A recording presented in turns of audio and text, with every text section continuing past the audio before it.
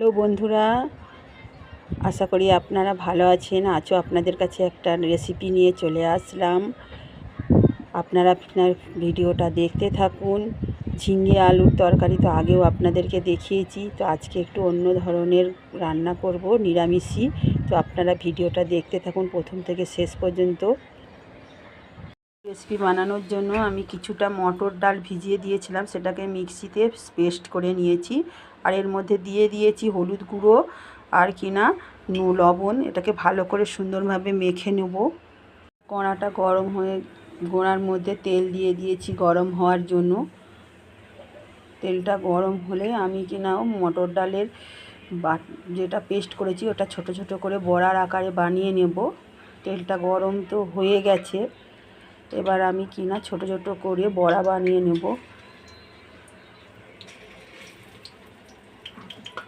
এগুলোকে এইভাবে লাল লাল করে ভেজে নিয়েছি, এবার নামিয়ে নেব। আগে থেকে ঝিঙে আর আলুগুলোকে সুন্দরভাবে ধুয়ে কেটে রেখেছি। তো এবার ঝিঙেটাকে আমি ভেজে নেব হালকা করে। বড়া ভাজার তেল আছে, ওই তেলের মধ্যে আমি ঝিঙেগুলোকে হালকা করে ভেজে নেব। এগুলোকে হালকা করে ভেজে নিয়েছি, এবার নামিয়ে নেব। তেলের মধ্যে আলুগুলোকে ভেজে নেব সুন্দর করে।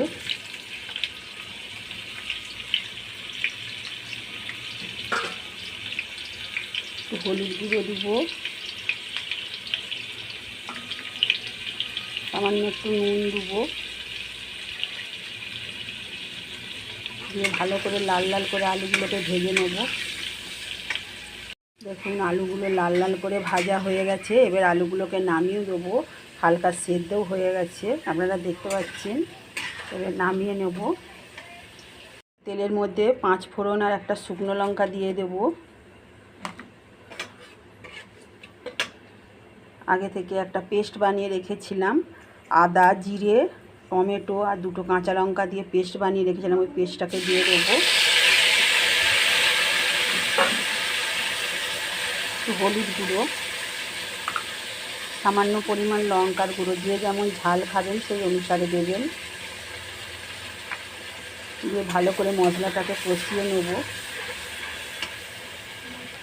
মশলাটা কষানো হয়ে গেছে, এবার এর মধ্যে আমি ভেজে রাখা আলুগুলো দিয়ে দেবো, দিয়ে সুন্দরভাবে আরেকটু কষিয়ে নেব।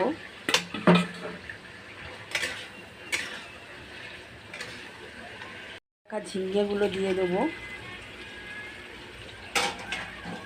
দিয়ে ভালো করে নাড়াচাড়া করে নেব।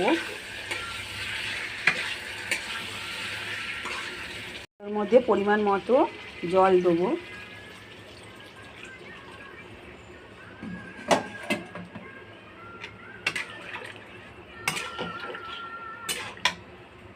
স্বাদ মতো লবণ।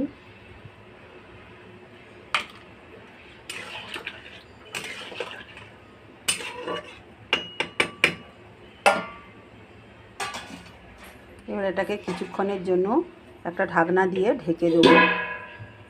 ঢাকনাটা খুলে দেখব, আলুগুলো দেখুন সেদ্ধ হয়ে গেছে। এবার ভেজে রাখা বড়াগুলো ওর মধ্যে দিয়ে দেবো।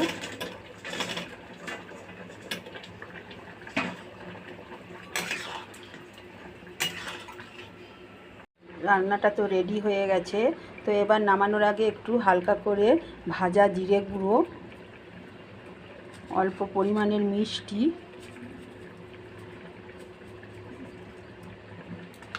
আর একটুখানি গোটা গরম মশলাকে বেটে নিয়েছিলাম, এর মধ্যে দিয়ে দিলাম।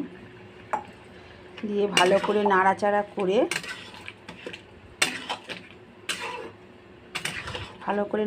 করে নিলাম। এবার একটা পাত্রের মধ্যে নামিয়ে নেব। দেখুন আলুগুলো আরে সব সেদ্ধ হয়ে গেছে সুন্দরভাবে।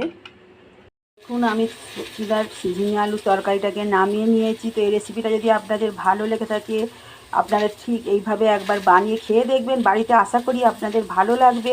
যদি ভালো লেগে থাকে একটা লাইক ও কমেন্ট করে জানাবেন। আপনাদের একটা কমেন্টেই আমি আরও এগিয়ে যেতে পারবো আপনাদের ভালোবাসাকে নিয়ে। আপনারা প্লিজ প্লিজ ভিডিওটা প্রথম থেকে শেষ পর্যন্ত দেখবেন। আর আশা করি আপনারা সুস্থ থাকুন, ভালো থাকুন। এখানে ভিডিওটা শেষ করলাম। নমস্কার।